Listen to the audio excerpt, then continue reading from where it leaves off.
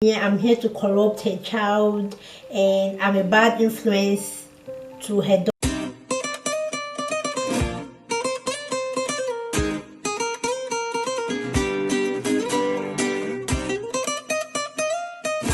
Guys, welcome back to my YouTube channel. It's your girl Lil V. If you're new to this channel, my name is Victoria. I'm a current medical student here in Ukraine, and I make content on lifestyle, prank, games, vlogs, and many more. So if you're in for this kind of content, do make sure to hit the subscribe button down below and also turn on the notification bell. Yeah. And don't forget to check out all of my videos as well. Anyways, down to today's video. First of all, I'd like to say that I already took permission from my friend in question before shooting this video. So just to clear the air, just to clear the air. Okay, by the title you already know what I'm going to be talking about. Yes. Let me just, I don't want to beat around the bush. It's going to be a very short video. It's just like an interesting video. Story time. Story. If I say story, you say yes. You say how do you say story? Yes. Something like that. So I'm just gonna be so quick about it, and then I'll be like, just enjoy it. So sit back, grab a popcorn.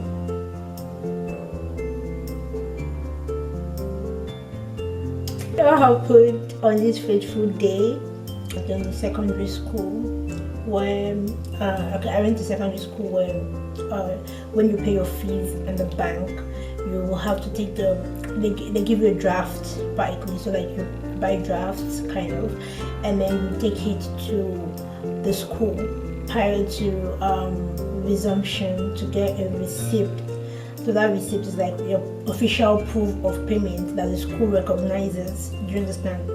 So it was like already like a routine, something you do like before the semester starts. My parents were aware and everything. And if you already watch like some of my videos, you would see where like I kind of like rapport, like, you know, how do I put it on? Like the way my parents and I kind of relate. We have this like very kind of like cool, close vibes and all that. So that being said, they also let me like, you know, be in charge of my own stuff, like you get. So I was the one who always like, you know, paid my fees. They'll give me the money, I'll go to the bank and I'll pay my fees, and then I'll be the one to go to school as well and change the whole stuff. So because, you know, as a teenager you have the opportunity to go out and you want to go somewhere, and then you are looking for an excuse. What are you going to your parents? Like, get that kind of stuff. You're going out with a boy, for that matter. I'm sure my parents are going to watch this video and they're going to be like, hey. So this is what actually happened on that day. Because usually when I go out, I don't get to tell them like, okay, this is where I'm going to or something like that. You get what I'm saying? Like everyone is just going about their daily business, like in my house or something like that. You get. But on this fateful day, it happened to be that my mom was around. She was at home. I don't know what happened, but she didn't go out. She didn't go to work that day. And if it was to be my dad, it would have been quite easier. You can still go out without him, like, you know, all that questioning you and all that. But my mom, it's not actually questioning you, but she just wants to know like where you're going to and maybe how long is it going to take you, just in case you're out too long. Then she might want to call you to be sure that you're still very safe. You know how Nigeria is and everything. So that day I told her that I already knew that it was going to happen. So what I did was I called my friend.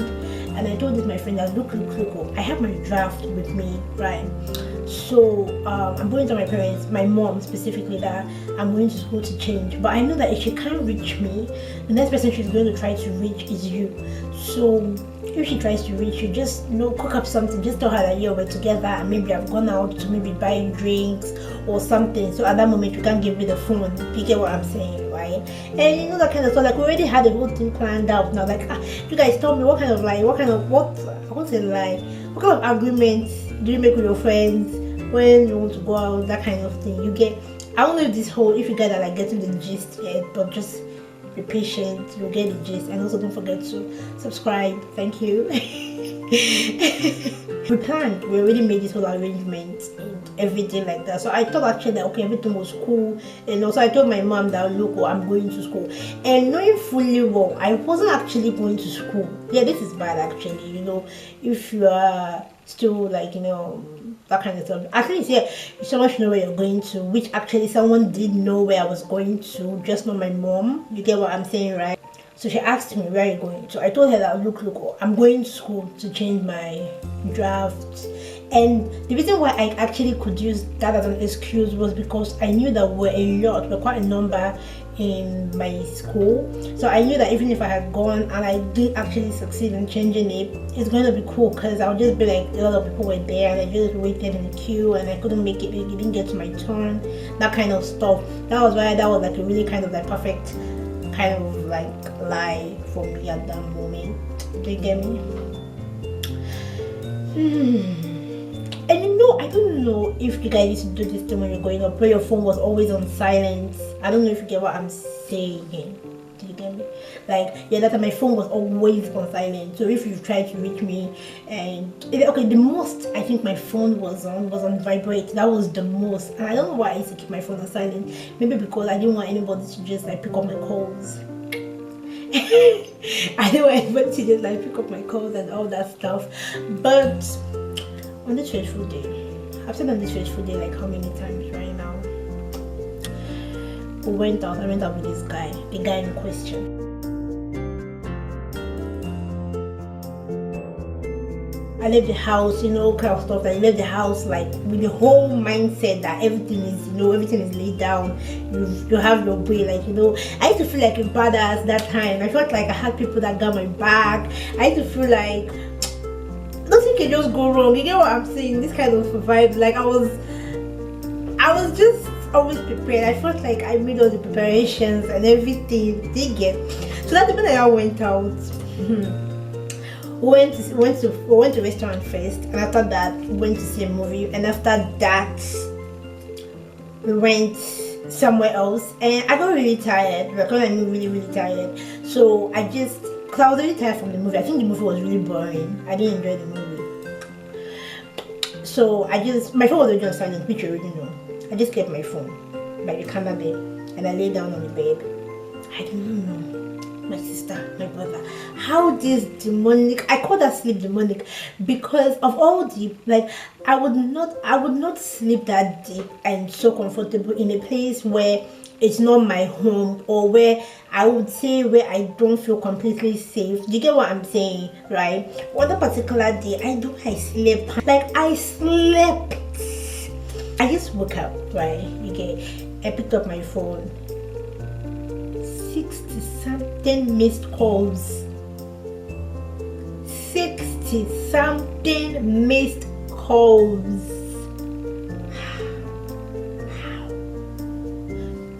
My mom, my dad, our help at home, my friend, unknown numbers, like calls left, right, center, left, right. I was not wondering. In my mind, I was like, oh God, maybe like, what's going on? I don't know who to call. Like, in that kind of situation, who are you going to call first? Because now my mom that I left at home has called me. My dad in the office, who was not even aware that I went out. When I looked at the time also, it's not time for my dad to be back from work. So I knew, I was very convinced that yes, he was still in the office. My friend, the friend I had already planned with to call, is calling me. Unknown number. I was tensed. And I was telling the guy that was me that look, I think I'm in trouble. Everyone is calling me. I don't know who am I going to call first. And you know what this guy could even say? You wait, you are going to hear what the guy said first. But let me first of all tell you how that situation I handled it. I called my friend first of all, and then she didn't pick up. I didn't know what happened, why she did not pick up as well. So I called my mom, and my mom started like shouting, where were you? You told me you went to school. You are not in school. This. God has exposed you. If you know my mom, you know that she's a little bit dramatic. I'm serious. Like, God has exposed you. God has exposed you today. This. So you lied. You lied to your mother. Where exactly are you? Tell me now. Your father will come and pick you up. Isn't that deep? telling her, I'm in school. I am in school. I am in school, because I knew that she was just whining me. In my head, I was like, I know this woman, she's just whining me. She just wants to know the exact truth. So I kept on insisting, and then I hung up and I called my friend Ike, and she picked up. And that was when she explained to me that her mom overheard her talking to my mom about her being with me in school. And then her mom figured out that it was a lie, but she didn't know her. Hey. She didn't know her mom was by the door listening to her conversation with my mom. Okay, the mom is going to confuse you. Her mom was eavesdropping on her call with my mom. And that was how her mom got to find out that, okay, her child or her daughter was lying to someone else's mom. And then she picked up the phone, collected my mom's number, and called my mom and explained the whole situation to my mom. She even went as far as telling my mom that I'm here to corrupt her child and I'm a bad influence to her daughter. It's not that deep. It's not that deep at all. It's not that deep. Me too, I was just going, you know that I read. I know this is something that I think we did for each other. Like, you know, one or the other. I must have done it for her. She has done it for me. I have this, like, you know what I'm talking about. Like, you guys have those small circles that will always cover up for you, right? And everyone has it. I think everyone has it. So mine wasn't any different, but it just happened to me that day was my judgment day. And when I found out that things had gone sour, I just had to start going home to fix it. But when I got home, as I was entering the house like this, I hadn't even landed. My dad just came in and everything just my head. My mom was talking this way, my dad was talking this way, so it was like and as they were both talking, my friend's mom that was on the call as the witness, because she was, I think the woman, I think she came prepared. I think, like, I don't know how to put it, but if the angels are going to judge your case on the day of judgment, is going to be her. You won't, and you won't make heaven, because she was still on the call. She was still putting it. Look up so that you've already nailed the person, right? And you know that, oh, this person is not going to come out of this close, but you are still that kind of thing. So she was still adding salt to injury, adding. She was still talking, let her confess. Where did she go to? I'm like, So I was just there. My dad now, his first punishment is kneel down. I knelt down. I was just there. I was just looking at this woman like this. In my mind, I was like, if I tell you what your daughter does, or if I tell you what your daughter is doing, or if I tell you anything, you cry. Because but no, we don't snitch. That's not what we do. That's not girls' code. You get what I'm saying? So I just took it in. I just because let me tell you, for you to be a bad girl, you have to have the mind though, and you have to you have to have the chest. Let me just put it that way. You have to be made for it. So I just took the whole thing in. My dad punished me. He told me to kneel down. I carried some chairs on my head and everything. And guess the punishment my dad gave me. Then I didn't used to wear trousers going out, right, because of my chest. But I was able to save up money and buy some trousers. And the thing there was peppering. My father was peppering him. He was not happy about it.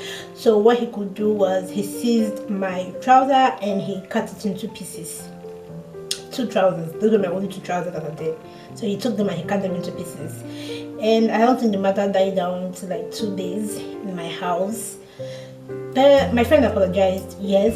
But then after then, on visiting days, when her mom comes and my own parents are there too, my mom will always want me to go and greet her mom. You know, that kind of stuff. I think my mom was trying to prove thank you for helping me discipline my daughter.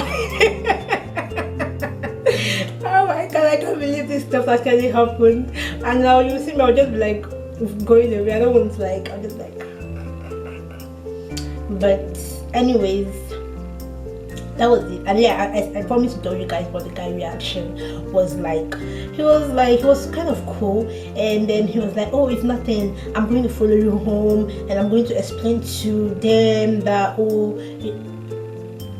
are you how do they call him, JJC, are you Johnny Just Come? Because everyone knows that if you follow me home, it's going to be hot soup. So what are you talking about, bro? Anyways, I hope you enjoyed this video, and it was just a gist quietly. I don't know if you should say story time or gist time. It's just me gisting with you guys, because like I said, I'm going to be doing, but I have a lot of stories though. A lot. This week for me was quite stressful. Anyway, I don't know if you can see, like I have like eye bags, no makeup on, I just have lipstick on. Anyways, I have like eye bags here. I don't know if you can see. Yeah, and I hope you enjoyed this story, and I hope I was able to put some action into it. But anyways, that was how it went with my friend mom and I. And yep, see you guys in my next video. Please don't forget to like, subscribe, and share. Thank you so much. Bye bye.